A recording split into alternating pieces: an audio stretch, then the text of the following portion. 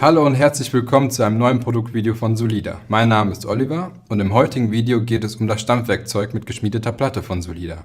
Die Stampferplatte kommt überall dort zum Einsatz, wo ihr Material verdichten müsst.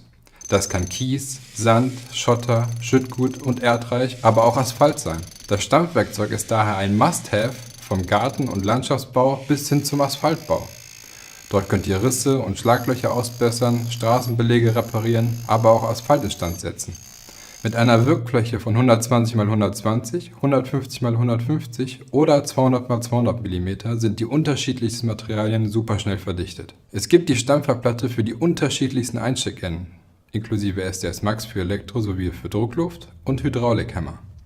Das Stampfwerkzeug hat eine quadratische Form und verdichtet daher hervorragend bis in jede Ecke. Die leicht pyramidenförmige Oberfläche bietet den optimalen Krafttransfer vom Hammer bis zur Verdichtung. Einfach den Werkzeugadapter in den Hammer stecken, mit den ersten Schlägen den Konus festsetzen und mit automatischen Schlägen hocheffektiv das Bodenmaterial verdichten. Muss die Platte doch mal erneuert werden, kann man sie durch leichte Schläge vom Adapter entfernen und durch eine neue Platte ersetzen. Ein kleiner Tipp: Den Adapter könnt ihr auch für die solide RAM-Glocke nutzen. Nun zur Qualität. Das Stampfwerkzeug wird komplett in unserer Fertigung geschmiedet und hat daher eine sehr hohe Standzeit. Das überzeugende Argument für unsere Profiprodukte. Das Stampfwerkzeug ist genau richtig, wenn große Vibrationsplatten überdimensioniert sind oder ihr an nur schwer zugänglichen Orten arbeiten müsst.